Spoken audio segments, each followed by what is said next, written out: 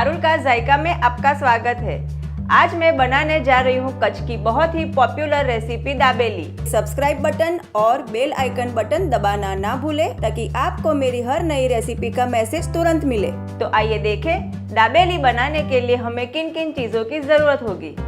1 बड़ा चम्मच साबुत धनिया, 1 छोटा चम्मच जीरा, 1 छोटा चम्मच सौंफ, 2 बड़ी इलायची, 15 से 20 काली मिर्च, 3 से 4 छोटे टुकड़े दालचीनी के, 1 बड़ा चम्मच पिसा हुआ सूखा नारियल, 1 बड़ा चम्मच लाल मिर्च पाउडर, 8 से 10 लौंग, 1 छोटा चम्मच हल्दी पाउडर, आधा छोटा चम्मच हींग, 1 छोटा चम्मच शक्कर, स्वाद अनुसार नमक, 5 बॉयल और मैश किए हुए आलू, 6 दाबेली पाव, 1 कटोरी खजूर इमली की मीठी चटनी, 1 बड़ा चम्मच लहसुन की चटनी, 1 प्याज बारीक कटा हुआ, 1 कटोरी अनारदाना, 1 कटोरी मसाला सींग, 1 कटोरी बारीक कटा हुआ हरा धनिया, 1 कटोरी नायलॉन सेव,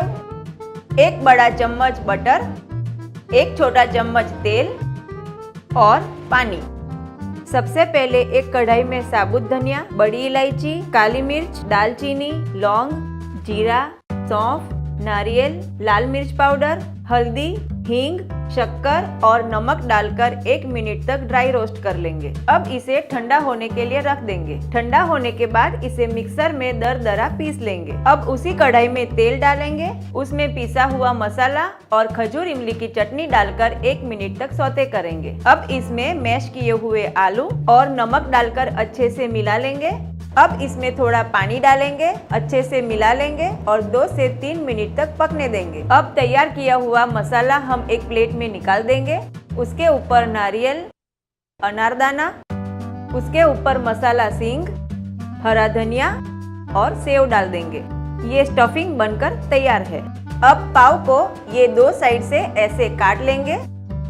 अब इसमें लहसुन और खजूर इमली की चटनी लगाएंगे। अब इसमें तैयार किया हुआ स्टफिंग डालेंगे। ऊपर थोड़ा सा प्याज डालेंगे। अब ऊपर से फिर से लहसुन और खजूर इमली की चटनी डालेंगे। अब फिर से थोड़ा स्टफिंग डालेंगे। अब एक कढ़ाई में थोड़ा सा बटर डालेंगे और दाबेली को दोनों साइड से अच्छे से सेक लेंगे। अब दाबेली को दोनों साइड से ऐसे सेव में डिप कर लेंगे। ऐसे ही हम सारी दाबेली तैयार कर लेंगे। ये गर्मा गर्म कच्ची दाबेली सर्व करने के लिए तैयार है। अगर आपको मेरी ये रेसिपी पसंद आती है तो प्लीज ये साइड पे सब्सक्राइब बटन क्लिक करें और ये साइड मेरी और रेसिपीज देखने के लिए क्लिक करें। मैं जल्द ही नई रेसिपीज के साथ लौटूंगी। Till then stay foodie and stay healthy.